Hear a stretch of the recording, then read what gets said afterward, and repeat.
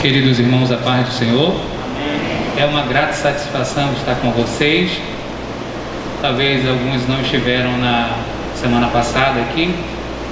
Eu me chamo Jones Douglas, eu tenho 45 anos de idade, sou casado. Por formação sou teólogo, já leciono há mais de 20 anos, há mais de 2 décadas dando aula de teologia. A minha primeira aula foi uma aula muito marcante, eu nunca esqueço, que a primeira vez que eu fui para uma classe, eu peguei uma classe de pastores dentro da Convenção do Estado do Pará. Eu estava no auge dos meus 18 a 19 anos e eu recordo que eu fui dar aula de soteriologia. Imaginem um garoto de 18, 19 anos, com homens com 50, 60, até de 70 anos ali, com uma vivência ministerial extraordinária.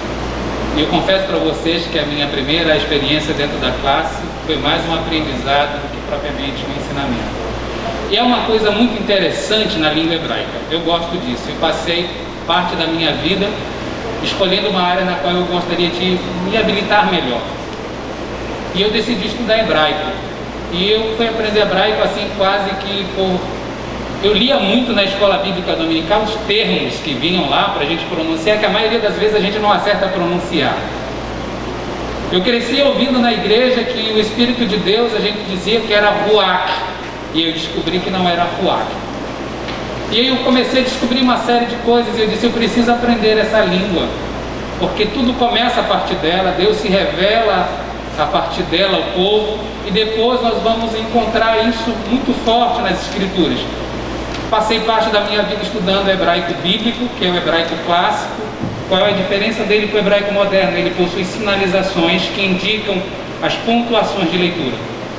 Hoje, quem estuda hebraico para viajar, para conhecer Israel, ele não vai aprender inicialmente só para o efeito de alfabetização e depois essas sinalizações são retiradas. Ele vai aprender o hebraico sem essas sinalizações. Em Israel existe o que eles chamam de Ulpan. Ulpan são escolas para imigrantes, o Olé Hadash, que como eles chamam, Olé é aquele que sobe, Hadash, o novo, a pessoa nova que sobe a Jerusalém, então é o imigrante. Então essas escolas são preparadas para ensinar essas pessoas a se comunicarem quando estão em Israel. Eu tive a oportunidade de estudar com uma instituição tipicamente judaica. Eu fui uma exceção em um grupo de uma instituição chamada de Devar Torah, que ela fica sediada em Beersheba. E eu tive que ter muitos compromissos quando decidi estudar naquela instituição. Uma delas era não falar um monte de coisa, eu não poderia perguntar uma série de coisas. Mas eu queria aprender a cultura judaica. Eu queria entender por que as escrituras se revelam dentro de um contexto histórico, dentro de uma cultura, dentro de expressões idiomáticas que são próprias daquela nação, daquele povo. E eu passei parte da minha vida estudando sobre isso. Então eu acabei me especializando em língua e cultura judaica. E ao longo desses anos ministrei diversas matérias, desde as sistemáticas às outras disciplinas de cartas pastorais e etc. Mas hoje eu vou estar com vocês trabalhando uma disciplina que não é uma das disciplinas muito fáceis de ser trabalhada, porque ela abrange um período de tempo muito longo, muito longo. Ela começa com o livro de Josué e vai terminar no livro dos reis. Lá, ou melhor dizendo, em Esdras e Neemias, né, quando eles regressam do cativeiro da Babilônia. Então ele começa aproximadamente entre o ano 1400, uns divergem dessa questão de data, a 1200, e chega ao ano 300, 400 a 300 antes de Cristo. Então é um lapso de tempo muito grande. Muitos eventos históricos se dão nessas narrativas que muitos de vocês conhecem, mas muitas das vezes não conseguem colocá-lo numa ordem para que a gente possa entender. E uma das primeiras, talvez, dificuldades que nós, estudantes de teologia, nós lidamos é essa aqui. É essa aqui. As nossas Bíblias, elas organizam os livros procurando primar por uma ordem cronológica de eventos. Por exemplo, ela apresenta às Bíblias cristãs esses livros todos nessas ordens: Josué, Juízes, Ruth, 1º e 2º Samuel, 1º e 2º Reis, 1º e 2º Crônicas, Esdras, Neemias e Esther. Esses livros, por assim dizer, a preocupação de quem a organizou era colocar numa ordem cronológica que facilitasse as pessoas estudarem dentro de um sistema de tempo, para que eu pudesse localizar os eventos de forma mais fácil. Por outro lado, a estrutura básica dela em hebraico é outra. Ela está dentro de um conjunto de literatura chamada Neviim, que vem de nevoar, profecia. Navi é o profeta. Neviim é profetas, é o plural de Navi.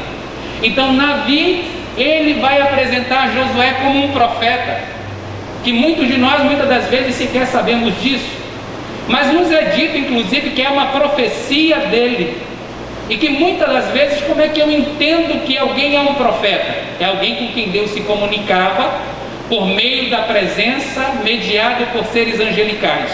Nos é dito, por exemplo, no livro de Josué, para que a gente possa corroborar o que eu estou dizendo, que apresenta-se diante dele um sar, um ministro. Ele vai dizer em hebraico, sar, savá Adonai, um ministro do exército do Eterno, do Senhor. Esse ministro nada mais é do que um malar. Em hebraico, malar é o que nós traduzimos por anjo, mas que a tradução talvez mais correta seria um emissário de Deus. Alguém que faz ou cumpre um decreto divino. E aqui tem o Josué tendo o quê? Visões proféticas. Isso caracteriza o ministério profético dele. E nós vamos ter depois que em Shoftim, que seriam os juízes.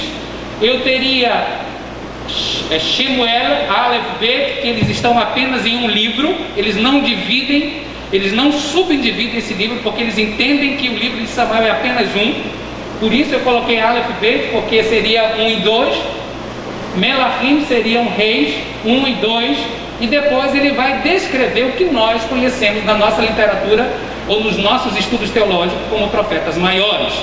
E aqui nós temos Yeshayahu, que é Isaías, Irmiyahu, Jeremias, Yeheskel, que é Ezequiel, e Shinei Assá, que seriam os 12, os profetas que nós chamamos de profetas menores.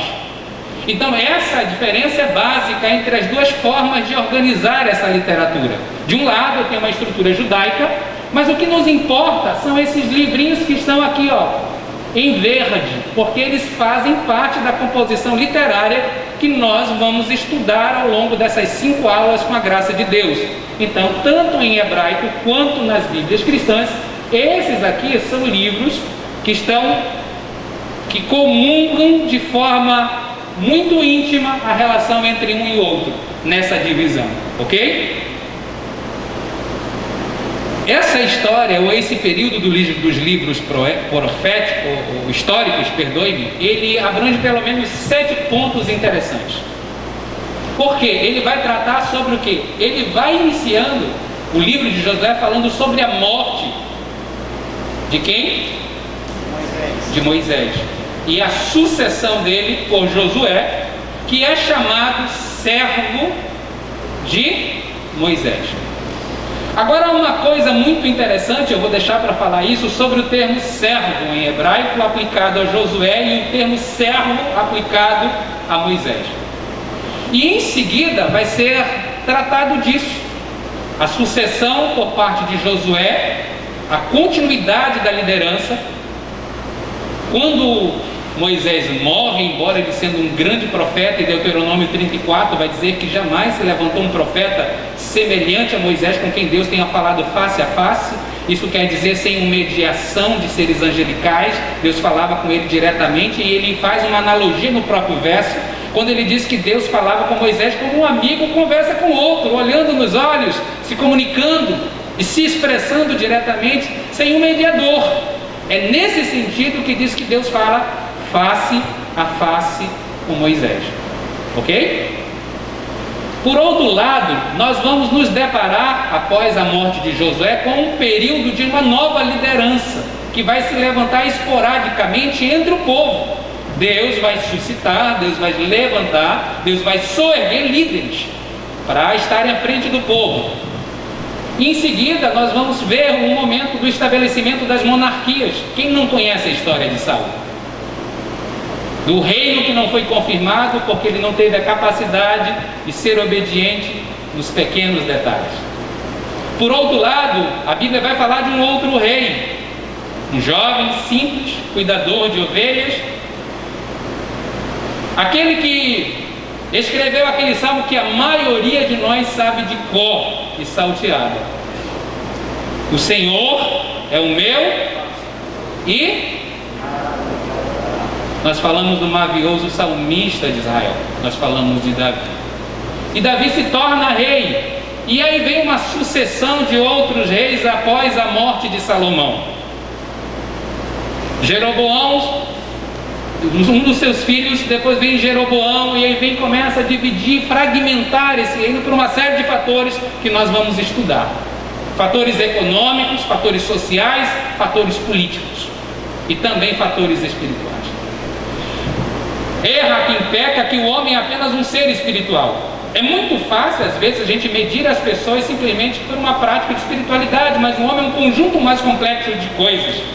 O homem, ele é um ser social, gregário, que se relaciona. Ele é um ser político, que ele está envolvido dentro de uma estrutura política. Ele é um ser emocional, psíquico, que ele tem emoções, que ele tem afetividade, que por hora ele se aborrece, que por hora ele está profundamente triste. Talvez seja por isso que os Salmos sejam um dos livros mais lidos da Bíblia. Sabe por quê? Porque eles expressam emoções humanas, tão humanas quanto aquelas que vocês são capazes de sentir, que eu sou capaz de sentir. Talvez por isso ele seja um dos livros mais lidos da Bíblia. E aí eu me deparo com a divisão de um reino. Por que se fragmentou? Nós vamos falar sobre isso. Depois dessa divisão chega um momento que o povo, a nação de Israel, vai ser conduzida, ser levada cativa, presa, exilada a uma terra que não lhes pertence. Eles voltam a peregrinar em terra alheia, mas havia uma razão, um motivo, e nós vamos compreender tudo isso. Depois fala do seu regresso, e que coisa maravilhosa, irmãos. É lindo estudar sobre o regresso. Nós estávamos como os que sonham. Ele vai dizer: aquele que volta, que vem caminhando, que vem trazendo, ele chora enquanto caminha. Mas vai chegar um momento que nesse regresso ele dirá: grandes coisas fez o Senhor por nós, por isso nós estamos alegres. E aí quando eles chegam desse período de regresso, eles têm um imenso desafio e muitas adversidades. Eles têm um templo totalmente destruído, eles têm uma cidade incendiada, eles têm um inimigo feroz a enfrentar. Se não bastasse a falta de recursos financeiros, eles tinham alguém que se opunha a reconstruir a cidade, que é chamada o lugar da presença divina. E aí trata da reestruturação das cidades e do templo de Jerusalém. Por isso que é um desafio falar dos livros históricos. Não é uma coisa simples, não é uma coisa fácil. Até aqui tudo bem? Todos os irmãos? O livro de Josué é um livro muito interessante, porque o nome Josué, eu vou falar depois melhor sobre ele, mas Josué, ele é chamado servo de Moisés, e Moisés é chamado do servo do Senhor. A sucessão, Josué vem e dá continuidade num trabalho que ele tem. Todos nós conhecemos a história de Moisés. Moisés foi um homem que Deus chamou, escolheu de uma forma muito particular, e o capacitou, e o preparou, e ele vivenciou experiências únicas, singulares com Deus. E essas experiências lhe permitiram depois trabalhar com o povo de Deus, liderá-los. E à medida que isso acontecia, ele se fortalecia e o povo estava vendo a poderosa atuação de Deus no meio deles. Mas chegou um momento que Moisés já estava velho, 120 anos. E nós encontramos os relatos dos últimos momentos da vida de Moisés no livro de Deuteronômio. O livro de Deuteronômio é uma coisa muito interessante, porque a palavra Deuteronômio em hebraico é Devarim. Devarim vem de Davar. Davar quer dizer coisas.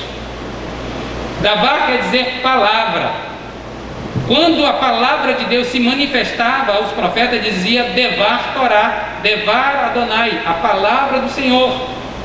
Mas Eu não sei se vocês conhecem, mas teve um pregador que uma pregação se tornou muito conhecida, chamado Lodebar Nunca Mais. E uns até reproduzem essa pregação, que era de um pregador das Assembleias de Deus chamado Abílio Santana. E ele fala justamente sobre essa palavra, de onde vem o nome Deuteronômio, Devarim, Davar, Lo, Davar em hebraico. Lo é não, Davar é coisa ou palavra. Era um lugar onde não havia comunicação, não havia o que se falar, porque não havia coisa alguma nela. Era um lugar de esquecimento. Então, Devarim, livro de Deuteronômio, também é chamado em hebraico de Mishneh Torah, a segunda instrução. Por quê? Existem 5 discursos de Moisés nesse livro. 5. E nesses discursos ele vai resgatar todos os atos salvadores de Deus, mas também vai lembrar os comportamentos e as atitudes do povo, para que eles reconhecessem que era um momento de reflexão. E chega um momento que Moisés os coloca frente à terra e disse: olha, se vocês escolherem fazer dessa forma, bendito vocês serão. No entanto, se vocês escolherem desobedecer, maldito vocês serão.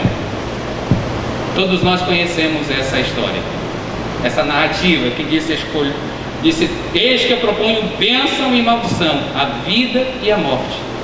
E o texto diz: escolham a vida para que vocês vivam. É esse momento da história de Moisés. Mas Moisés não entra.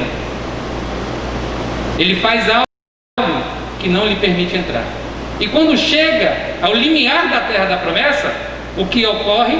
Deus disse: você só vai olhar para ela. Ele sobe ao cume do monte, ele tem a visão da terra e lá ele parte para a eternidade com Deus. O povo vai lamentar, vai chorar, vai pranteá-lo por 30 dias. Seu corpo, ninguém sabe. Existem muitas especulações, mas nós não sabemos o lugar exato de onde ele foi enterrado. Deus sabe o porquê. De qualquer forma, após a morte dele, tinha um problema. Quem vai dar continuidade nessa história? E as escrituras dizem que Deus havia escolhido Josué para continuar nesse relato. Então marca o início desse livro de Josué, o retrospecto da morte de Moisés e a escolha de Josué para dar continuidade nesse livro. E esse livro recebe esse nome de Josué porque ele é o personagem central dessa história. Nós temos muitas lições a aprender com Josué. Lições de liderança, lições de espiritualidade. Quantos aqui são líderes aqui, nas suas igrejas? Ok. Mas nós temos muitas lições de espiritualidade para aprender com ele. Amém? Então fala também de um povo que está à frente, que lidera, que vai para a batalha, que combate, que é estrategista, que observa, que olha, que nota.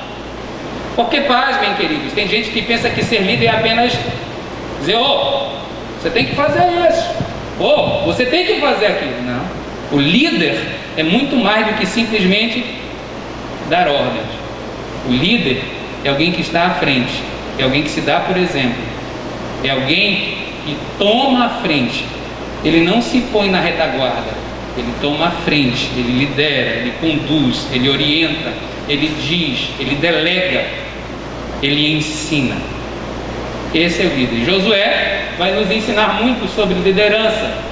E aí vai nos mostrar que todas as promessas que foram feitas por Deus aos antepassados se realizaram, se concretizaram na época de Josué.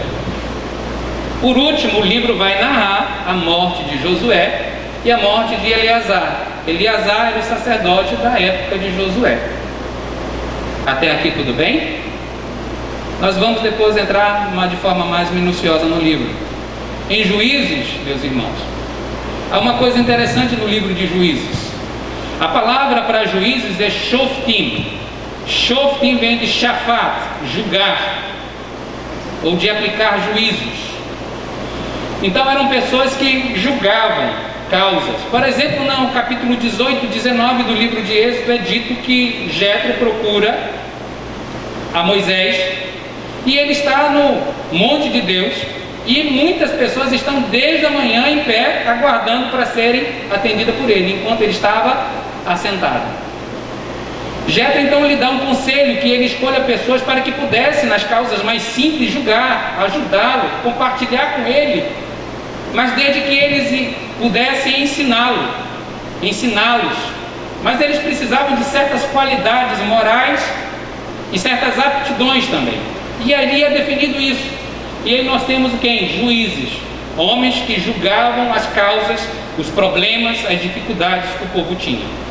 Esses juízes, o que eles faziam? Eles pegavam a revelação de Deus, que Deus havia dado a Moisés, e, por exemplo, o pastor Ciro tinha um problema. Olha, eu comprei um terreno, só para um exemplo, e esse terreno, alguém invadiu meio metro do meu terreno.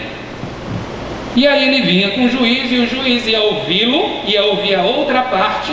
Provavelmente ele, se vivesse já na época, por exemplo, que o livro de Provérbios havia sido escrito, ele vai dizer: não remova os marcos antigos que puseram os vossos pais. De que estava falando isso? Ele estava dizendo: não pega a tua cerca.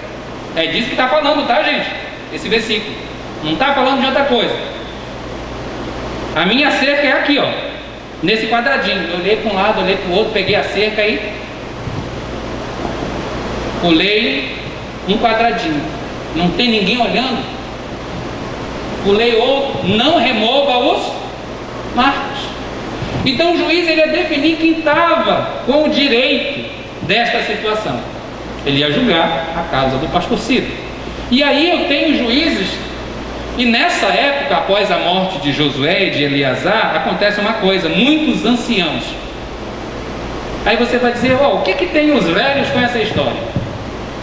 Para a gente falar sobre isso, é preciso que a gente entenda como se organizava a nação de Israel. Israel tinha os seus líderes civis, seus líderes políticos, mas eles tinham, por assim dizer, um conselho de anciãos. A palavra ancião é zacan, e vem também da palavra que quer dizer barba, como o irmão que tem barba. Eu acho que tem barba, né? Barba, porque eram pessoas cuja experiência de vida, ele queria dizer que com barba aquela pessoa já tinha vivência, tempo de vida. Ele não era uma pessoa imatura, um jovem qualquer, mas era alguém que já tinha tido uma experiência de vida. Então haviam 70 anciãos que acompanharam o trajeto de Moisés, além dos príncipes que representavam cada uma das 12 tribos de Israel. Então, na época de Josué, com a morte de Moisés, Josué assume como líder, mas com ele havia um conselho de anciãos que o ajudavam a aplicar as leis, a dar conselhos, a orientá-lo nas decisões que haveriam de tomar pela frente. E aí eu pensando sobre isso, eu aprendo uma coisa. Eu tenho muitos sobrinhos, e tenho a minha mãe e tenho a minha sogra, que já são pessoas de idade, e com muita frequência a gente vive numa geração diferente da geração dos nossos filhos. Costumes, culturas, hábitos, formação, às vezes valores como nos foram nos transmitidos. Mas nós vivemos em uma época em que pouco se valorizam os idosos.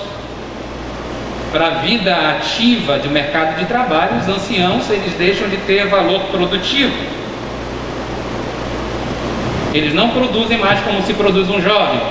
Para a sociedade, do ponto de vista do mercado de trabalho, nem sempre eles são tão produtivos. Às vezes eles podem ser como conselheiros, mas não têm a capacidade de produção que às vezes tem um jovem dentro do mercado de trabalho. Pode haver exceções? Sim, pode. Então naquela época também não era diferente. Mas as escrituras dizem: diante das cães, dos cabelos grisalhos, te levantarás e você vai honrar a face do ancião. Para vocês terem uma ideia, até hoje, eu estudei em alguns grupos que eram de rabinos, que quando um homem idoso entrava na sala de aula, o rabino que estava sentado dando aula, ele pegava e se levantava para receber aquele ancião. Por quê? Respeito àquilo que havia sido dito nas escrituras. Então esses anciãos, eles eram o suporte de conselho, de vivência, de experiência de vida com quem Josué podia ouvir.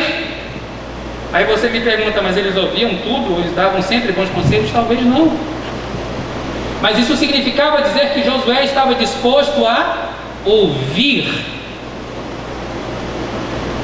os seus liderados, ou os líderes, talvez, que estivessem com ele. E eu aprendo uma lição fundamental da liderança, que o líder ele precisa saber ouvir, mais do que saber falar. Líder que não ouve está fadado a não ter sucesso,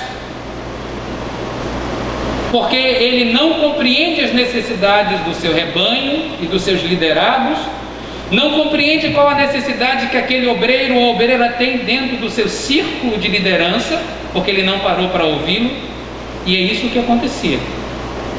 Mas quando os juízes foram levantados por Deus, diz o texto de Juízes que eles não ouviram. E Deus faz o quê? O que diz lá em Deuteronômio 28? Se você não obedecer, eu vou levantar povos contra vocês. Ele vai ferir vocês, ele vai atingir vocês. Mas se vocês se arrependerem, se vocês se voltarem para Deus, eu me voltarei para vocês. E isso, meus irmãos, era o que estava acontecendo aqui. Então, Juízes é marcado por um período assim, de sofrimento, de rebeldia, de apostasia, de arrependimento, de retorno, de perdão, e o ciclo começava de novo. Mas tem um bordão que o autor vai deixar bem claro: naqueles dias não havia rei em Israel. Tem um outro bordão que aparece nesse livro. Alguém sabe me dizer qual é? Cada um fazia o que era mais justo aos seus próprios olhos. Eu pegava uma coisa e dizia, não, a minha verdade, eu dizia assim, a minha verdade é essa. Me permita, pastor, tá? Eu gosto de fazer isso. O pastor Ciro diz assim, não, mas a minha verdade é diferente da tua. Aí vinha um irmão e dizia, não. A do professor é diferente da minha, mas a minha verdade é essa, a do pastor Ciro é outra. E o outro irmão diz, não. Cada um estabelecia a verdade para si. A verdade se tornou relativa. O relativismo da verdade marcou aquela geração. E por conta disso, eles atribuíam que essa verdade que cada um aplicava para si estava no fato de que lhes faltava o quê? Uma unidade centralizadora de comando, que era os reis em... E aí nós vemos no livro de Juízes, no seu autor, no seu escritor e naqueles que redigiram esse livro, uma tendência o quê? Pró-monarquia, que era favorável à monarquia. Mas quando nós chegarmos lá em Samuel, nós vamos ver no capítulo 8 de 1 Samuel, Samuel chateado, porque a nação tinha dito, nós queremos um rei. Enquanto em um livro transparece nas entrelinhas o favor ou as pessoas sendo favoráveis à monarquia, no outro livro você vai ver que havia também um grupo representado na voz do profeta que dizia, nós não somos favoráveis à monarquia. Que coisa complicada é lidar com gente, imagine.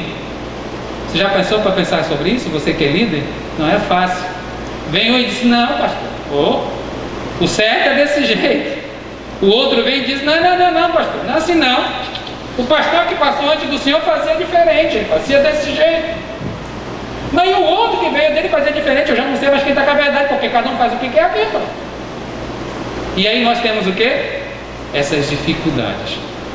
De qualquer forma, Juízes fala de altos e baixos do povo de Deus, mas fala da misericórdia divina, fala da bondade divina, que traz para um povo, mesmo muitas das vezes, na sua impenitência, mas quando se arrependem, se voltam para Deus, Deus lhe dá o livramento. E isso, queridos irmãos, é uma fonte de inspiração e de esperança de que Deus pode ouvir as nossas orações. Sabe por que nós não somos perfeitos? Não somos.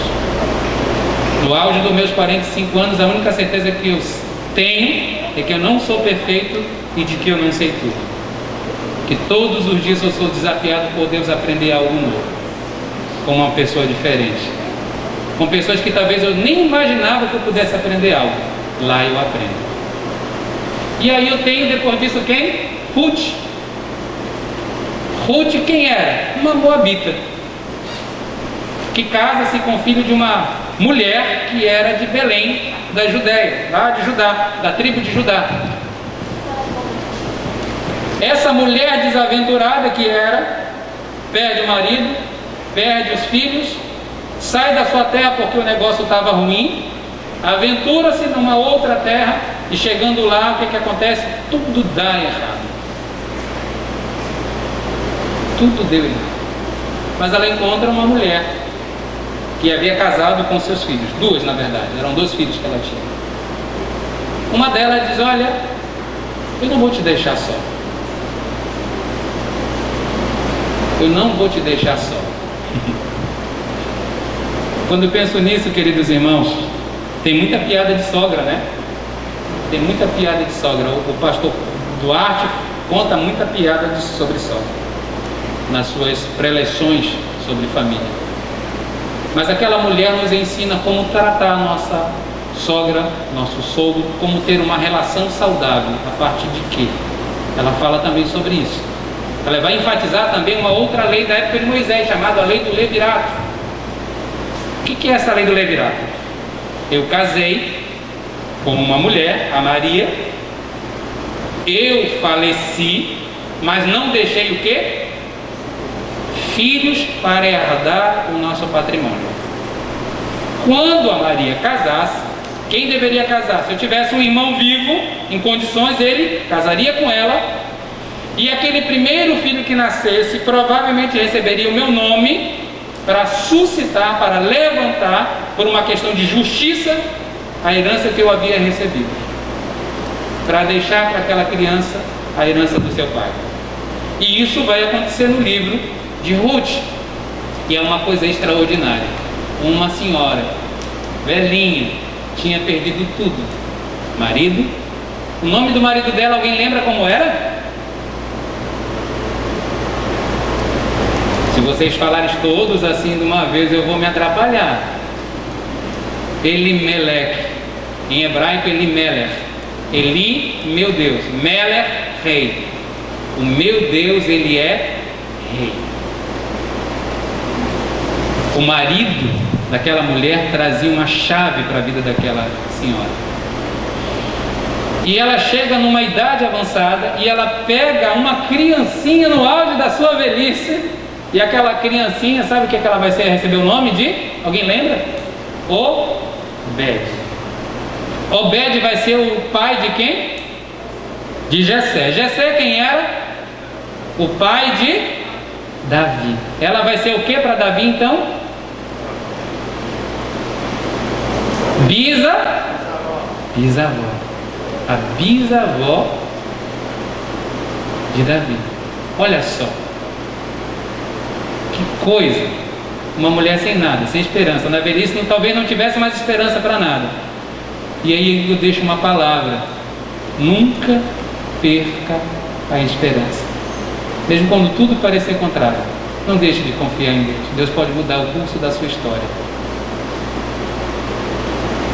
Deus pode mudar o curso da sua história. E aí nós temos agora quem?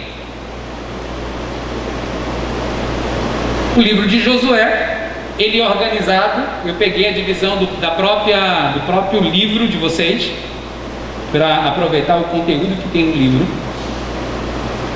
E ele põe da seguinte forma o esboço do livro: capítulo 1, os antecedentes históricos, ou prólogo, aquilo que vem antes da narrativa, dos eventos que vão desencadear toda a narrativa, o foco da narrativa. Capítulo 1 vai falar sobre os preparativos para a entrada na terra prometida, vai falar de consagrações, de novas conquistas em Canaã, regiões. Ali está dobrado o S, viu? Que coisa, hein? Conquistas e suas repartições em tribos e os atos finais de Josué. Mas é um versículo que eu considero chave nisso tudo, que eu quis registrar. Josué 23:15. Nada falhou de todas as coisas boas que o Eterno havia falado a quem? A quem, irmãos? E aqui? Tudo se cumpriu.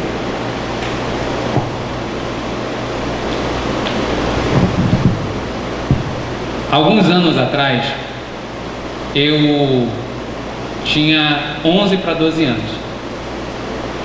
Eu morava em Itaituba. E na época veio um pregador norte-americano que fazia muitas cruzadas, Bernard Johnson. E eu estava em Itaituba, um dia eu estava num local, eu era pré-adolescente, eu não era adolescente, né? Eu era pré-adolescente. Ele colocou a mão na minha cabeça e disse assim: eu te escolhi, eu tenho um propósito na tua vida, eu vou fazer isso, vou fazer aquilo. Menino, a gente sente, mas não dá o devido peso de importância, eu não compreende as implicações daquilo, o seu peso, os anos se passaram, e tudo aquilo que aquele homem que mal falava tinha o seu intérprete, foi se cumprindo palavra por palavra, porque ele não falava a sua palavra, mas ele falava o quê? Coisas boas que o Eterno havia falado. Não se preocupe com o tempo que passa. Nós nos preocupamos muito com a cronologia dos fatos, mas existe um tempo para a provisão divina, um tempo de educação, um tempo de preparação para tudo. Vai chegar seu tempo, você crê nisso? Eu creio. Tudo é um tempo. Há um tempo para tudo debaixo do céu. E as palavras de Deus são fiéis e verdadeiras. Você pode dar glória a Deus? Glória a Deus! Amém. O nome Josué vem de uma palavra hebraica que é Yeshua.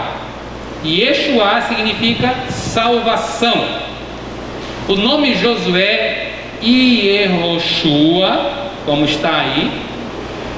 Se você notar bem aqui, ó, o nome divino ele é formado pela letra Yud, a letra Rei e a letra Vav. Ele é chamado de tetragrama, porque são formados por 4, Yud, Rei, Vav e a letra Rei.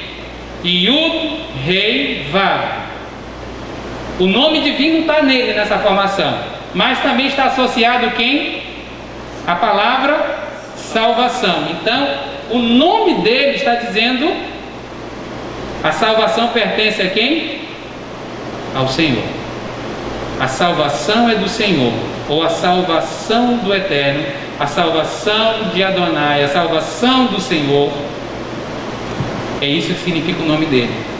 Não foi à toa. Vocês sabiam que Moisés olhou para ele o nome dele como que era antes? Alguém lembra? Nem sempre o nome dele foi Josué. Vocês não sabiam disso? O nome dele era Oséias, tipo Oséias de Paula.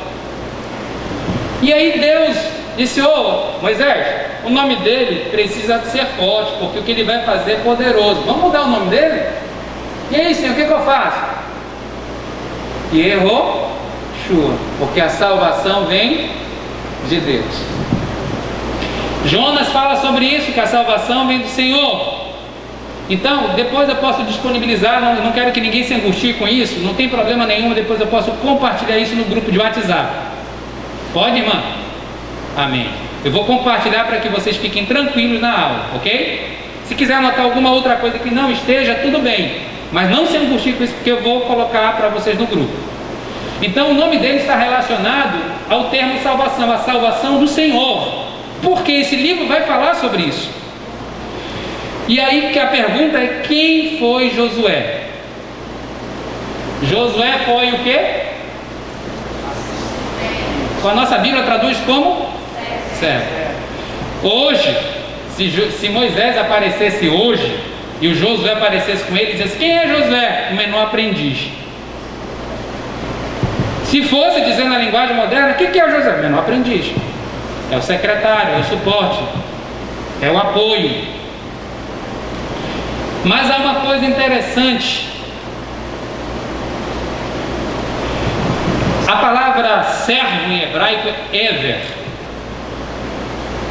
Ever, quando os israelitas saem do Egito, eles são chamados de avadim, escravos, servos. Eles não tinham vontade própria. O servo era dentro da estrutura social, era o nível mais baixo, sem nenhum privilégio, sem nenhuma prerrogativa, sem nenhum direito. Mas o termo que é aplicado para Moisés, ele é chamado de servo do Senhor, e a palavra lá é Eved. E eu fico pensando que muitas das vezes Moisés precisou perder, em muitos aspectos, a sua própria vontade, para que a vontade de Deus se tornasse a sua própria vontade. E aquela que aparentemente, termo que designaria a função mais baixa, mais pejorativa do status da camada social, agora ganha dignidade, porque ele não é mais um servo qualquer, ele é o servo que tem como seu amo o Senhor. Mas Josué, ele não era esse status, ele recebe um outro nome, que quer dizer assistente, ajudante, auxiliar. Nas igrejas nós temos o hábito de designar quem? Auxiliares, não temos? Sim ou não? Temos. Quem que é auxiliar? É a pessoa que apoia, que dá apoio, que dá suporte aos líderes da igreja, ao dirigente, ao pastor, ao presbítero, ao diácono. Ele é um auxiliar. Josué é essa pessoa. Mas tem uma coisa que eu vou falar no final. Ele é chamado de assistente. Mas ele é assistente de quem? Muito bem. Josué, ele era um homem de atitude, de ação. Quando dispara, a primeira nação que se levanta contra Israel era de Amaleque. E Moisés disse: olha, Josué, escolhe homens e vai para a guerra. Ele foi para a guerra. Mas o que acontece? Ele era um homem de atitudes fortes. Lá em Números vai dizer uma coisa em hebraico, que é Ruach Bo, que quer dizer, havia um espírito nele. Como é que eu traduzo que alguém tem um espírito? Aí nós, com muita fervor que nós temos, nós vamos dizer que era o Espírito Santo. Mas lá, esse espírito, a palavra Ruach em hebraico quer dizer vento. Como é que alguém tem um vento? Aí a gente precisa entender cultura judaica, pensamento semítico. O vento colocava em movimento aqueles seres inanimados. Por exemplo, a Bíblia diz no Salmo que Deus faz dos ventos os seus ministros, ou seja, cumprem, executam os ventos à vontade de Deus. Alguém pode me dar um exemplo de um vento cumprindo a vontade de Deus?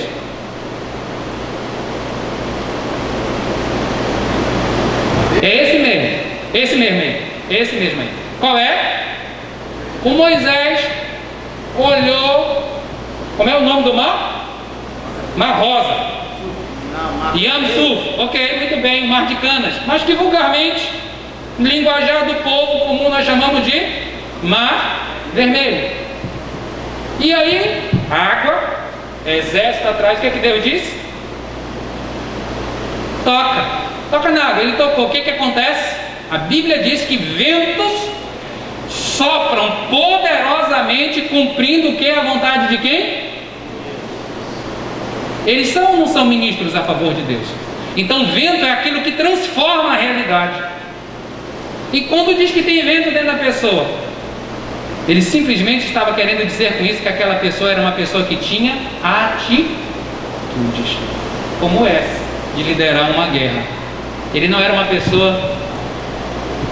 Ainda agora há pouco eu quase brincava, eu não lembro quem estava conversando aqui, disse: e aí, como é que tá? Tá tudo bem? Tudo bem? É. Aí eu lembrei de tinha um irmão que a gente chegava na igreja e disse assim: ô irmão, Paz Senhor, querido, como é que você tá? Tudo bem, mas só benção. De contar uma paz, são tantas que eu não lembro de uma agora. Você entende um negócio desse? E aí, o Josué não. O Josué sempre tinha algo para contar. Ele era um homem de atitude, de ação. Ele não era aquela pessoa que esperava a coisa acontecer, cair na cabeça dele, não. Vou dar um exemplo para vocês. Alguns anos atrás eu conheci 2 jovens. Os 2 estavam desempregados. Todos os 2 serviam a Deus. Todo dia tinha oração das 6 da manhã na igreja, na congregação. Todos os 2 iam para a oração. Oravam, choravam, imploravam. Abre a porta, preciso trabalhar. Já estava pensando na namorada, né? Queria ter uma namoradinha. O pai não dava um negócio para pagar o negócio do hambúrguer. Quando chega a idade da adolescência, jovem, para a juventude já quer namorar. É assim mesmo, não tem jeito. Digo porque tenho filhos já jovens. E outro que está caminhando para isso. Então, e já fui também. E aí aquele Deus abre a porta e tal, meu Deus, Senhor e tal. Um terminava a oração e ia para onde? Para casa. O outro pegava o currículozinho dele.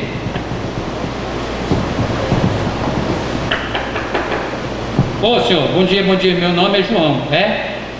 Eu gostaria de saber se o senhor está precisando de alguém que possa lhe dar transformar a sua empresa. Por isso eu quero colocar à disposição, se o senhor quer mudar a sua empresa, o meu currículo. Eu posso lhe ajudar a fazer isso. E ele começou a bater de porta em porta. O outro voltava para onde? Para casa. Os 2 oravam. Os 2 choravam. Até jejuavam. Mas um tinha Josué. Era esse camarada. E aí eu tenho ele sendo enviado com 10 outras pessoas, 11 outras pessoas. Ele foi escolhido. Se não bastasse aqui, o que tem ainda? Ele era um homem sábio, diz em Deuteronômio. Mas é dada uma ordem para Josué no capítulo 1. 1, 7 e 8. Ô Josué, é o seguinte: ser forte, ser corajoso, mas tu precisa manter, tu precisa praticar, tu precisa não se desviar das palavras desta lei. Nela tu vai meditar e ela não vai sair da tua boca. Aqui quer dizer o que, irmãos? Público. Era aquele cara que pergunta assim: aí como é que tá? Tá bom, para servir a Deus é uma bênção. Tu não tem ideia. Rapaz, essa semana foi a semana. Rapaz, quando tu soubesse que o planta morreu. Mas eu estou vivo, graças a Deus. Porque Deus é bom. Testemunho da boca. Moisés não precisou disso, porque Deus falava com ele o quê? Diretamente. Mas Josué é dito que não basta ter atitude.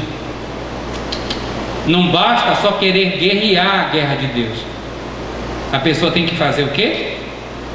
Guardar, praticar, não se afastar e meditar constantemente aonde? Na instrução de Deus. É isso que vocês estão fazendo aqui.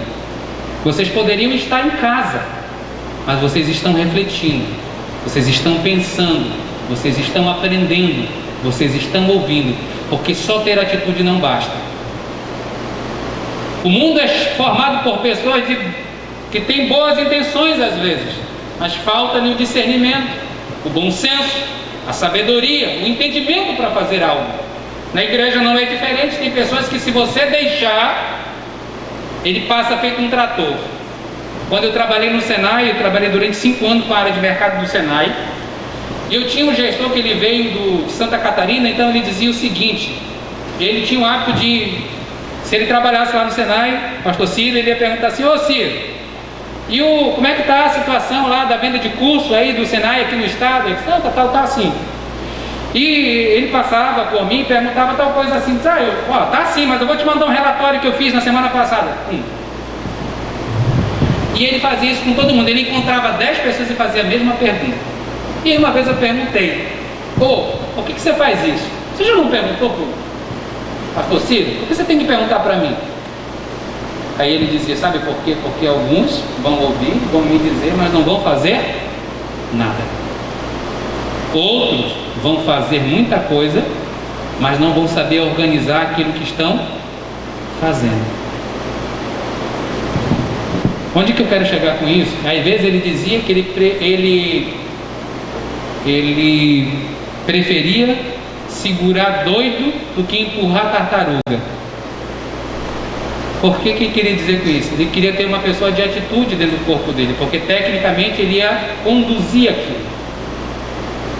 Então nós precisamos ter atitudes, ações, fazer parte. Nós nos sentimos escolhidos por Deus por fazer parte dessa história, tal como Josué. Mas a sabedoria nos vem, querido, não cai do céu.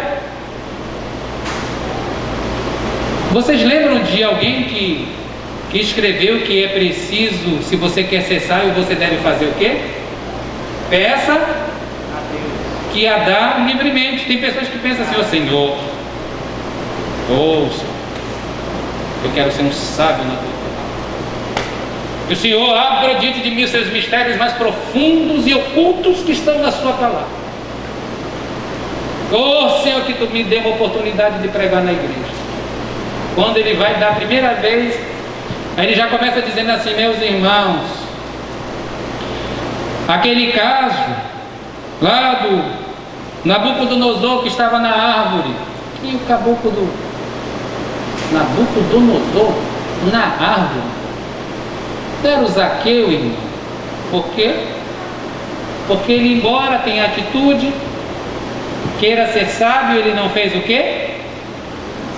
A última lição: não passou tempo com um livro que transforma a vida das pessoas. Tem pessoas que querem serem pastores, mas não querem estudar teologia. Querem ser líderes, mas não leram a Bíblia nunca. Ou não, mas eu me sinto chamado por Deus. Você já leu a Bíblia quantas vezes, querido?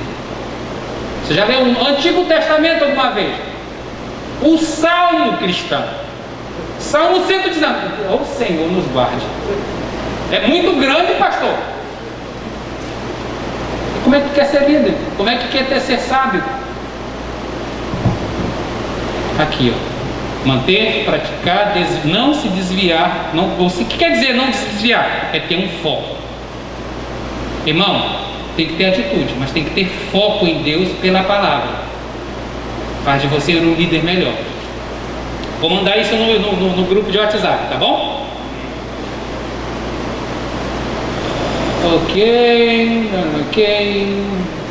Ok. Lembrar aos líderes. No livro de Josué também ele fala, lá no capítulo 23, se você está com a sua Bíblia aberta, vai dizer, no capítulo 23, que ele manda chamar os líderes todos os líderes, os anciãos, os maiorais, e ele chega ali e manda fazer o que, querido? Lembrar o povo do que Deus fez com eles. Qual a primeira lição que eu aprendo desse princípio de liderança? Eu preciso me reunir com meus liderados. Eu preciso relembrar os bons caminhos de Deus com meus liderados sempre. Mais do que chegar com ele: ó, como é que está lá? Não, ó, não. Não. Incentive, você que é líder, seus liderados, reúna com eles, ouçam, relembre as coisas boas que o Senhor já fez no meio de vocês, das coisas maravilhosas. Foi isso que ele fez, ó. Ele relembra os líderes de como Deus fez sinais, milagres e prodígios por amor do seu povo. E lhes concedeu vitória, deu-lhes herança entre nações, como havia prometido aos seus antepassados. Ele vai chamar essas pessoas à fidelidade, para um compromisso.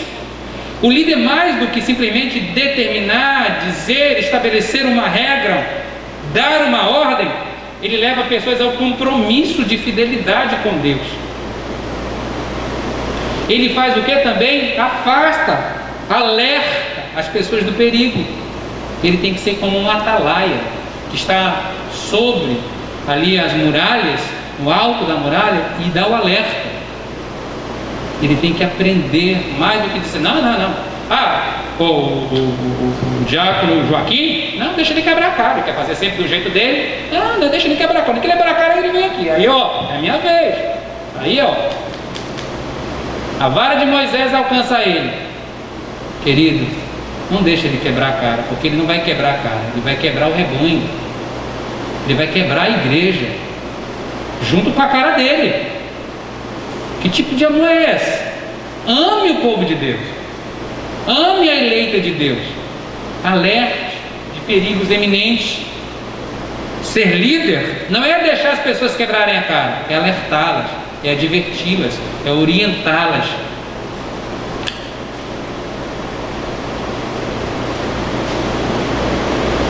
Tem líder que quer que as pessoas quebrem a cara. Eu não entendo isso. Eu confesso para vocês que eu não entendo. Não deixe ninguém quebrar a cara.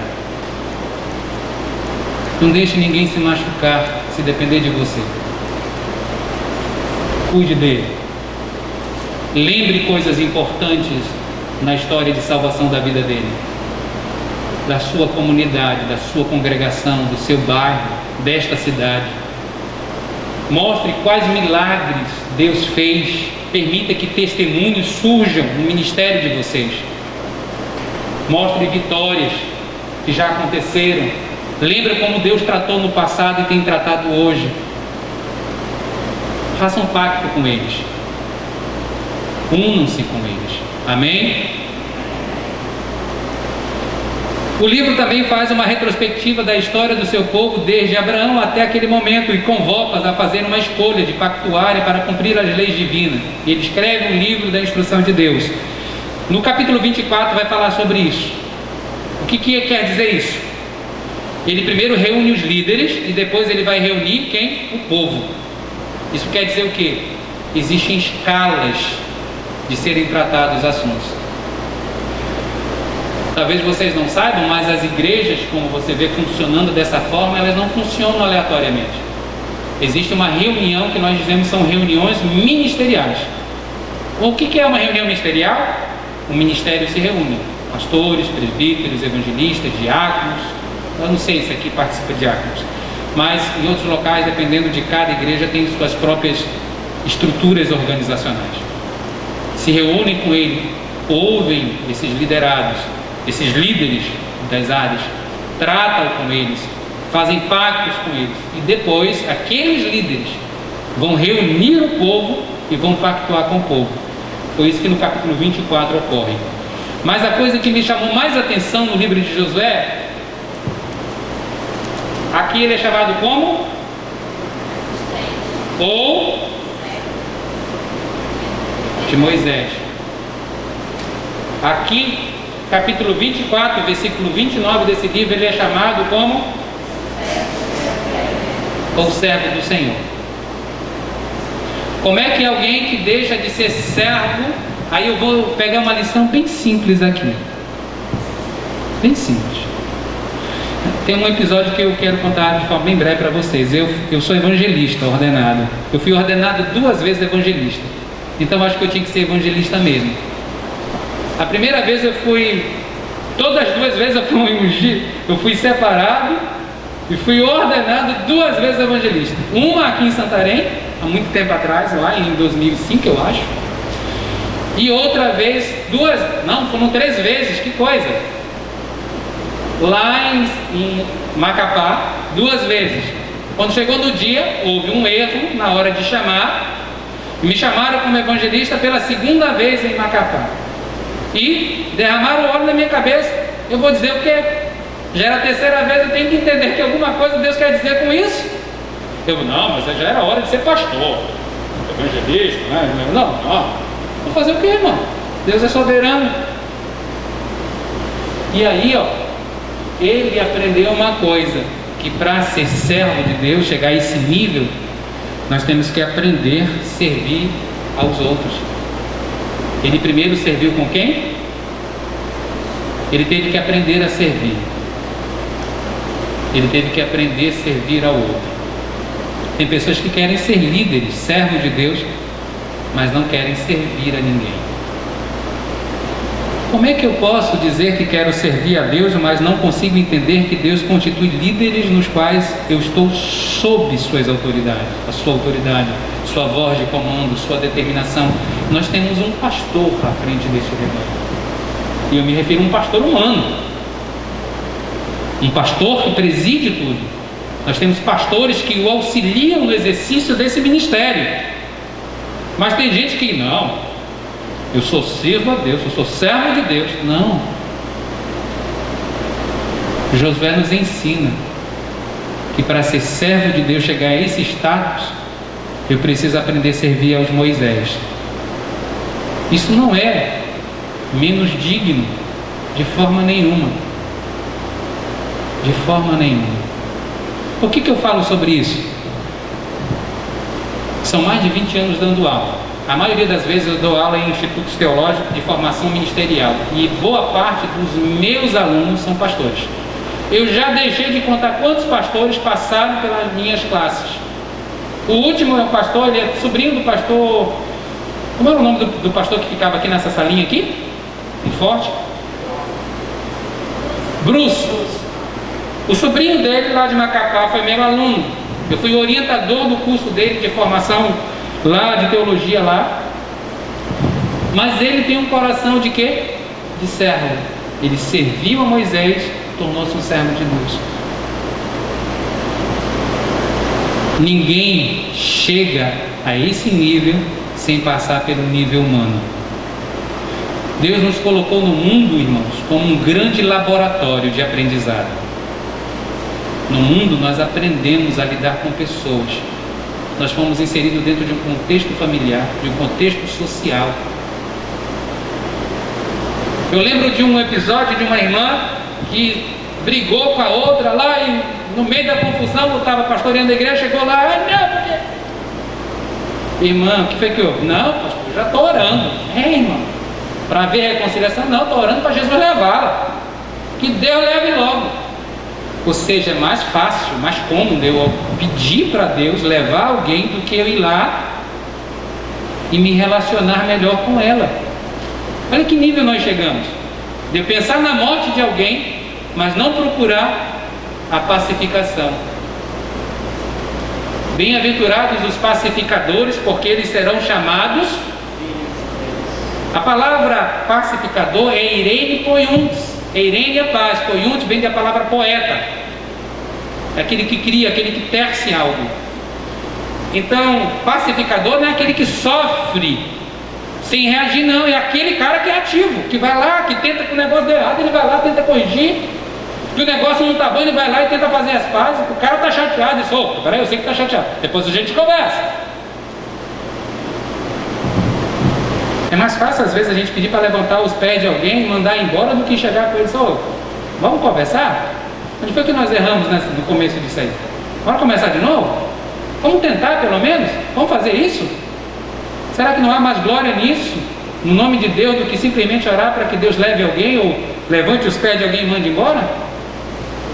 Mas nós fomos ensinados às vezes assim. Por que eu estou falando sobre isso? Porque o servo de Deus é essa pessoa. Quando eu digo servir a Moisés, eu não estou dizendo somente servir aos líderes, mas servir a sua comunidade, servir o seu bairro, servir na sua rua, como cidadão, como cristão, como pessoa, misericordioso, que estende a mão, que se compadece do outro. É sobre isso que eu falo. Ah, não, mas eu amo a Deus. Mas se eu odeio seu irmão, você não tem misericórdia do seu irmão, que tipo de amor é esse? Servo de Deus. Aí a pergunta é, quem você quer ser? Servo de si próprio? Servo de Moisés? Ou servo do Senhor? Se a sua meta é se tornar servo do Senhor, você vai precisar lidar com pessoas, se relacionar com pessoas, aprender a trabalhar relacionamentos.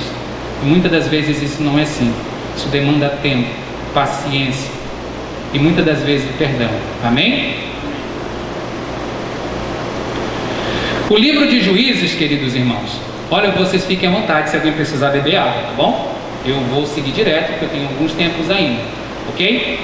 Eu quero aproveitar, talvez alguns de vocês estejam muito preocupados, o pastor está tomando muito tempo aqui, não só no livro de Josué, mas ainda tem os Juízes e tem Ruth. Nós temos um grupo de WhatsApp, correto? No grupo de WhatsApp, pelo menos nessa turma, eu não sei se todos estão nesse grupo, mas qual é a minha proposta? Como nós vamos lidar com um tempo de aproximadamente mais de 1000 anos, ou aproximadamente 1000 anos, tem muitos assuntos que a gente não vai conseguir tratar. Talvez tenham dúvidas que a gente não consiga dirimi-las dentro aqui desse espaço. Aqui seria mais uma visão panorâmica do livro, para que lhe permitam ter uma visão do todo, mais do que dos detalhes. Então, eu vou me comprometer com vocês em preparar o que a gente diz em hebraico shiurim, que são lições em áudio, certo? E vou postar no nosso grupo de WhatsApp sobre essas lições, sobre partes desses livros. Para quê? Para que isso ajude vocês a terem uma visão complementar dessa visão macro que a gente está tendo agora. Ok? Pode ser assim?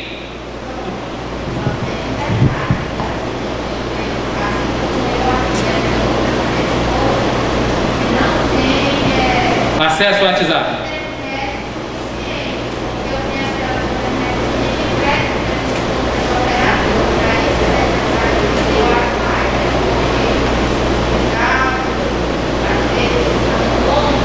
Ô minha irmã, mas eu vou dizer uma coisa para a senhora, eu vou ter que orar junto com a senhora, porque o meu é desses planinhos, viu? De R$20. Daquele prezão que ainda diz assim, é prezão. Eu ponho 20 conto, como dizia meu santo pai, e eu tenho que fazer esses 20 conto render os chios para vocês. Então o nosso desafio é grande. Por que eu estou falando isso? Eu estou colocando uma ferramenta adicional para vocês, como um complemento para auxiliar vocês. Eu até pensei em fazer em vídeos, mas isso demanda que eu vá, às vezes, gravar, editar, postar na internet, e às vezes eu não tenho Wi-Fi, como a senhora eu não tenho. Quando eu preciso postar algum vídeo, eu tenho que ir para a casa do meu sogro, o bendito sogro que eu tenho. Ô, glória! Né? Esse sogro é uma bênção, me deu uma mulher bonita e ainda me empresta o Wi-Fi dele. E quando eu vou parar na fila, o almoço 0800. E isso também é uma bênção, e ele é o churrasqueiro da casa. Eu só entro lavando o prato no final. Então é uma bênção. Então eu quero dizer para vocês que eu não vou fazer em forma de vídeo, porque devido ao tempo eu não vou conseguir.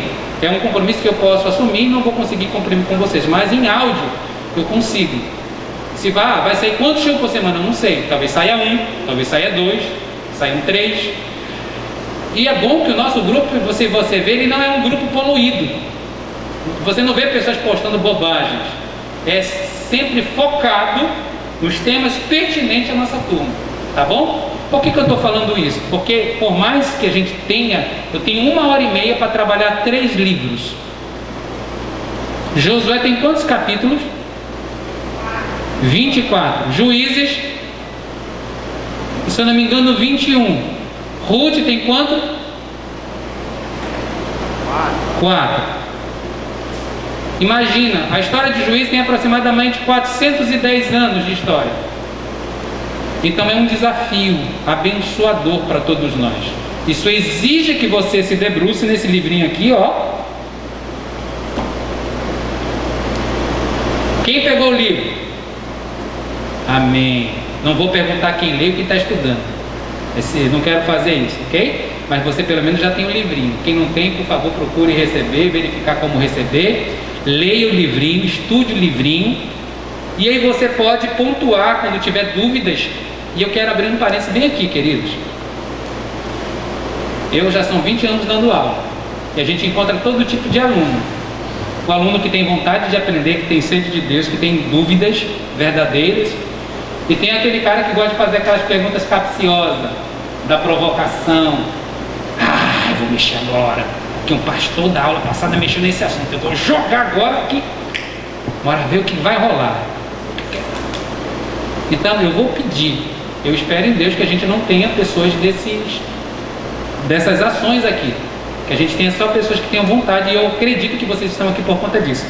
Que postem as dúvidas, verdadeiramente dúvidas. Se preferir, me mande no privado. Pega, me identifica lá no grupo, tá? Me identifica no grupo e me manda no privado. Não me mande perguntas que são perguntas capciosas, porque pelo tempo que eu dou aula, eu vou identificar de imediato. E eu vou ficar em silêncio. Igual o meu irmão, eu tenho um irmão que é deficiente auditivo. Eu vou ficar mudinho. Mudo. Então, eu estou falando isso, queridos, para o bem da gente. Amém? Tudo bem até aqui? Todos concordam? Ok. E aí eu tenho quem? O livro de Juízes. Um livro marcado pelo período que ele vai se referir novamente à morte de Moisés. Percebam quanto isso é marcante para aquele povo. Eles falam de novo sobre a morte de Josué, e vão falar sobre a morte dos anciãos desta época. Vai falar sobre conquistas que não ficaram completas. Vai falar sobre a desvalorização dos ensinos religiosos do pai e da idolatria. E aqui eu quero abrir um parênteses. Nenhum líder, ele é 100%. Nenhum líder. Igual quando a gente vai casar. Ah, meu Deus, eu estou orando para Jesus me dar minha Rebeca, ela vai ser um anjo perfeita, maravilhosa, mulher. Irmão, vai ser uma mulher santa de Deus, com qualidades e limitações. Ah, eu estou orando para Jesus me dar o meu Isaac, ele vai ser um santo de Deus, né? Uma asinha que voa nele, bonitinho, daquele anjinho, né? Chega, tem aquele... Ô, irmão, desiste desse negócio. Tu vai casar pensando em casar com alguém assim, desiste. Você vai encontrar um homem de Deus, temente a Deus, mas que tem limitações. Liderança também é assim. É formada por pessoas que têm limitações, ok? E aí o que aconteceu? Nem todas as conquistas foram acabadas. Mas diz uma coisa ainda aqui, ó, no livro de Juízes, de 3 a 6 aqui, diz uma coisa, que surgiu uma geração que não conhecia o Senhor. Irmãos, tem alguém que tem menos de 20 anos aqui? Deixa eu ver. Olha, tenha fé, eu estou quase tendo. Eu tenho 20, de 2 vezes, 20 e 25. Então dá 45. Tem mais alguém aqui? Não, né? Imagina só, passaram quanto tempo lá de férias no deserto, irmão? 40 anos. Será que em 40 anos eles não viram, mesmo as criancinhas que se tornaram homens quando entraram na terra da promessa, nunca ouviram falar de Deus? Ou será simplesmente que eles não queriam ouvir o que Deus tinha para dizer? Por favor, só para vocês terem uma ideia, como se educa um filho em Israel. Deixa eu pegar bem aqui.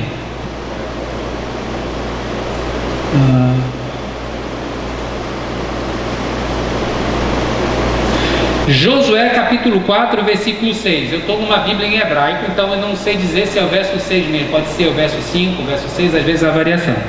Mas eu vou dizer para vocês o que está dizendo lá em Josué capítulo 4, só para vocês entenderem o que eu vou falar sobre esse versículo de Juízes.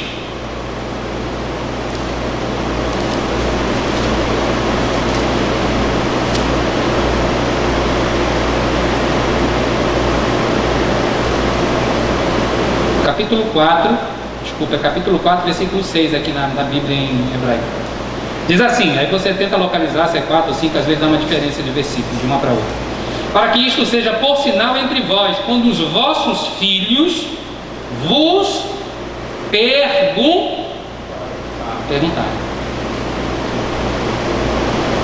Você já viu até a criança tem aquela fase, né? Por que, pai? Por quê? Ô menino. Quando a minha filha chegou nessa fase do porquê, Senhor, já saía, meu Deus, eu acho que o Senhor pôs essa fase na vida da criança para, sabe, exercitar a tolerância, a paciência e a bondade na gente. Que tudo é, por quê, pai? Por quê? Por quê?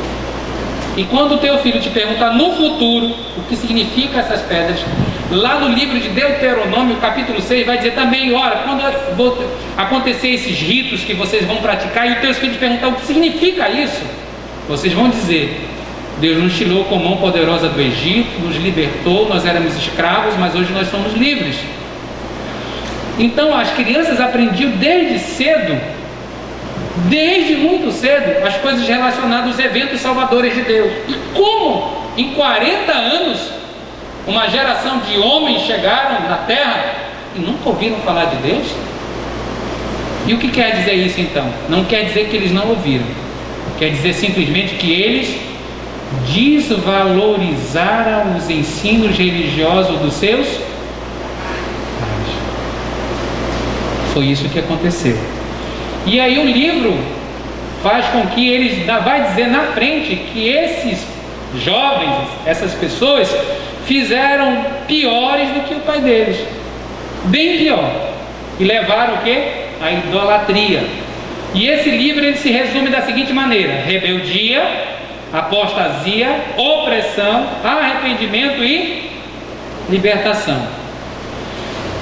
Tem uma coisa que está nesse livro, e é isso que eu quero que vocês anotem, que eu acho que não está no material, não sei, não vi no material de vocês. Se eu não vi, eu posso ter passado batido. No livro de Juízes aparecem duas expressões interessantes, que eu quero que vocês anotem. fizeram o que era mal aos olhos do Senhor. Vai aparecer 1, 2, 3, 4, 5, 6, 7 vezes. Fizeram mal aos olhos do Senhor. 7 vezes. E não havia rei em Israel. Essa vai aparecer 4 vezes, e o último versículo, que é esse, não coloquei aqui. Então, essas duas expressões são bordões que vão aparecer, que vão dar um indicativo do que estava acontecendo no livro, que é isso aqui, ó. Os filhos se desapegam dos valores religiosos dos pais, se aproximam de um ambiente de idolatria e se deixam influenciar. Com isso gera um período de rebeldia, logo eles se afastam, começam a praticar a idolatria. Como consequência, Deus levanta opressores para oprimi-los.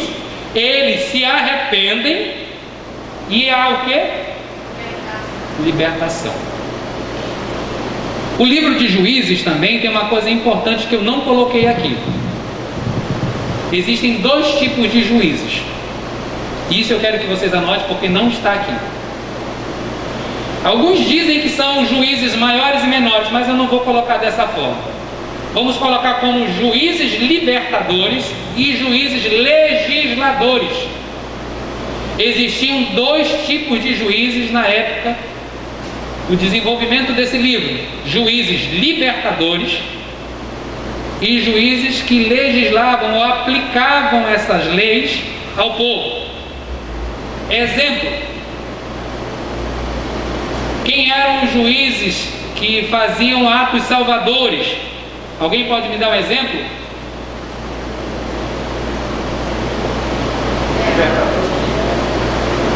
Salvadores. Quem? Sansão. Que mais? Débora e Baraque. Otiniel. Foram esse nível de juízes que não apenas aplicavam a lei de Deus, mas que traziam que salvação por meio de um embate físico. Eles eram juízes libertadores. Por outro lado, vai aparecer juízes também nesse livro, que vai dizer assim: o nome dele é João, ele teve filhos, ele viveu tantos anos e houve paz no seu período. São esses juízes que vão aplicar as sentenças. Entre eles, você pode me citar um? Posso dizer para vocês: Elon, Abdon, Tola, Jair. São esses juízes. E por conta disso, alguém disse que são juízes maiores e menores. Eu não gosto muito desse termo, porque todos para mim são juízes. Porém, tinham atividades, funções diferentes. Um aplicava somente as leis, entre esses, e haviam que faziam isso, mas também entravam em embate físicos em nome da salvação do seu povo. Eles eram guerreiros. E a gente vê o Sangar, o Gideão, o Sansão, o Otiniel, que eram esse tipo de juízes. Ok? Então, Juízes vai falar sobre isso. E agora, eu vou pegar 3 minutinhos. Amém? 3 minutinhos. Ruth. E eu quero tratar disso bem aqui. Vamos ler juntos? Todos conseguem ler daí? Tem alguém que não consegue ler? Não consegue? Então eu vou pedir que vocês leiam juntos. Eu vou começar a dizer o não, que é a parte mais fácil da leitura, tá? Não.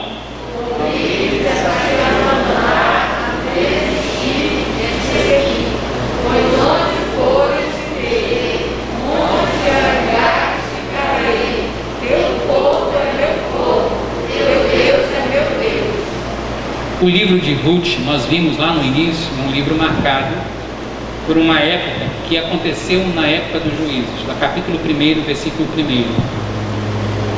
Era um período de fome na terra de Israel. E eles fogem para Moab. Mas olha só, mas o crente que é crente não foge da raia. Crente que é crente é ser humano. Porque tem hora que a fé dele está assim, ó, inabalável, Tem hora que ele está como as aves. Meus pés quase desvalavam, quase escorregavam, porque eu já estava cansado de ver se o que ele achava que era injustiça. Ser humano. Na época da fome, Abraão, como diz lá no Nordeste, picou a mula para o Egito. É assim, diz? É o nordestino, né? Não sei aqui, eu conheço como um ditado vindo do Nordeste. Me perdoe se não é. E aí o que acontece? Ela estava na fome, saiu atrás de onde tinha comida. Uma série de reveses. Morre marido, morre filhos. Esses filhos eram casados. Orfa, ou Ofra, na tradução em português, e Ruth. Ofra vem de uma raiz que significa isso aqui, Como é o nome disso? Nuca. Quando a gente vê a nuca de alguém, quando é que a gente vê? Quando ele está chegando ou quando ele está indo? Quando ele está indo. Ofra, ou Orpá em hebraico, é aquela que virou as costas para a sua sogra. Por outro lado, a Ruth, a moabita também, ela disse assim: olha, minha filha, eu não tenho filho para te dar mais em casamento. Mas ela diz o que para ela? Não obrigues a te abandonar. Ela poderia ir embora? Estava desobrigada, ela cumpriu o papel dela de esposa. Aparentemente ela era justa se retornasse como a Ofrá, ou a Orpá em hebraico, para a sua terra. Mas olha só, o que Deus disse para Abraão? Capítulo 12 de Gênesis: sai da tua terra, do meio, e vai. Essa expressão, deixar parentela, deixar lá, tinha conotação no contexto semítico de abandonar os atos pecadores e idólatras daquele povo. Então ela diz: não me obrigues a retornar para aqueles costumes. Ela estava dizendo que ela queria seguir com ela, acontecesse o que acontecesse, porque agora ela diz: o teu povo é meu povo, e o teu Deus é o meu Deus. Quais as lições que eu tiro desse livro? Primeiro, Deus transforma a vida do desafortunado em um novo caminho de bênção, como no caso da Noemi. Perde tudo e é galardoada no capítulo 4, nos últimos versículos, se tornando bisavó de Davi. Por outro lado, eu encontro quem? Ruth, uma moabita. Quem eram os moabitas? Eram descendentes de quem? Vocês lembram? Ló, muito bem. E esses moabitas, eles tinham um parentesco com o povo de Israel, mas davam trabalho. É na campina de Moabe que Moisés vê a terra. E aí, para finalizar, Ruth é a mulher que se casa com um homem chamado Boaz. Esse evento se dá numa época de que evento? Em que ela trabalhava? Na colheita, não era? No recolhimento dos frutos, porque era uma época de colheita. Era a época da colheita, que é chamada festa do Pentecoste. Era nessa época. E chega esse tempo, ela recolhe. E tem uma coisa linda, linda, linda em Boaz, para eu finalizar com Boaz aqui. Ele era dono de um campo. Há um mandamento nas escrituras que diz o seguinte: olha, essa área toda aqui cultivada de produção vai recolher. Aqui onde estão essas cadeiras, vocês não vão entrar lá para recolher os frutos. Vocês vão deixar esse cantinho aqui. Esse cantinho que tem tudo, que tem arroz, tem milho, tem tudo que tiver de plantio ali, vai ser deixado para o pobre e para o necessitado. Boaz faz isso. Sabe o que eu aprendo nessa lição? Nunca é tarde para praticar misericórdia. O que nós aprendemos até hoje? Josué teve que aprender a servir a Moisés para se tornar, ao final da vida, o servo de Deus.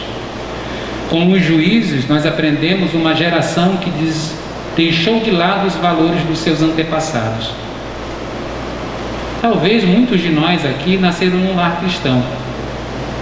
Talvez já até dê uma voltinha lá fora, porque em algum momento você se sentiu tentado, como na época, a geração da época dos Juízes. Mas o que eu aprendo também do livro de Juízes é que, apesar de que tudo acontecia, Deus suscitava, Deus levantava o quê? Salvadores.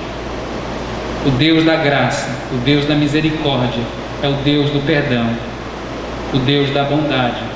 Ele usa de misericórdia para salvar os que precisam, para que aqueles que foram salvos eternizem a graça e a misericórdia deles. Amém? Eu quero orar com vocês.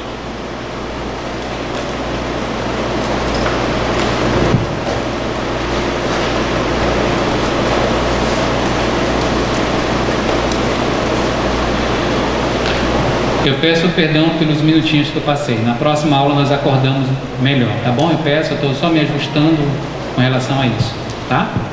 Mas eu gostaria de orar. Tem algum problema de orar? Não? Quantos são líderes aqui? Eu gostaria de orar com você aqui, que é líder. Quem tem desejo de um dia se tornar um líder, que gostaria de servir? Eu quero orar com você.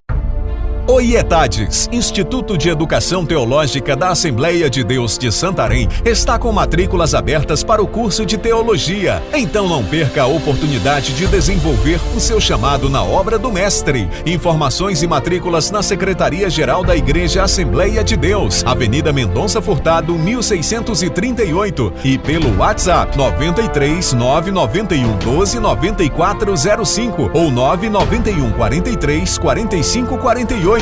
IETADES, Teologia de Excelência para um discipulado eficaz.